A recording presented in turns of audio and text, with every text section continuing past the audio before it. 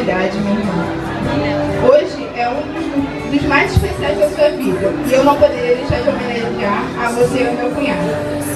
Estou muito feliz por você estar tornando esse amor num laço eterno de companheirismo, dedicação, lealdade e amizade. Que os votos feitos por vocês sejam lembrados todos os dias de suas vidas. E que vocês nunca se esqueçam da essência que uniu para toda a eternidade, o amor verdadeiro. Que a bênção de Deus se faça presente nessa união, hoje e sempre, e que vocês tenham uma vida a dois maravilhosa, cheia de luz e com muitas conquistas.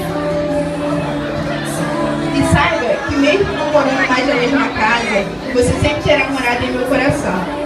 Isso é fato, somos irmãs, somos família, e família é eterna. Su, que as noites de pesadelo que eu dormia na sua cama, das lágrimas da vida que a vida me deu, e você secou,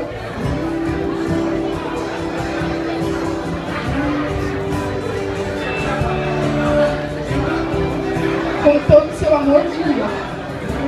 Das vitórias que eu tive, você esteve ao meu lado. Das vezes que eu passava mal e você estava ali para cuidar de mim.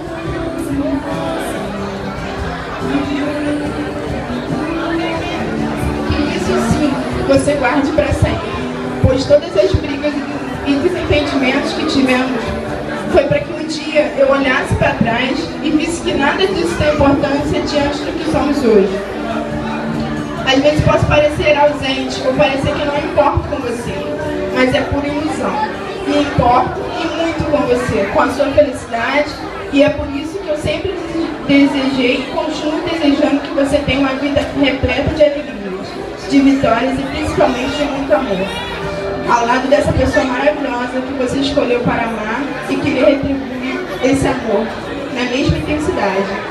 Só quero que lembre e jamais se esqueça de que aqui você sempre terá alguém torcendo positivamente por você. Alguém com quem você sempre terá apoio, ajuda e colo quando necessitar.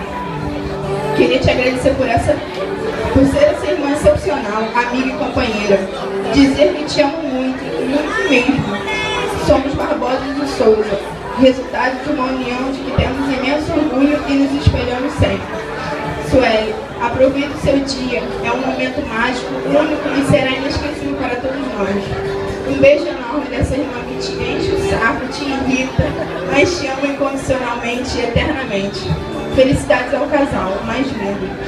Que a luz e a proteção de Deus estejam envolvendo-os sempre, livrando-os de todo e qualquer mal que queira se fazer presente, que a força desse amor se estenda sobre tudo e todos que estiverem ao redor. Um grande beijo, um abraço da sua magrela, que já não é tão magrela assim.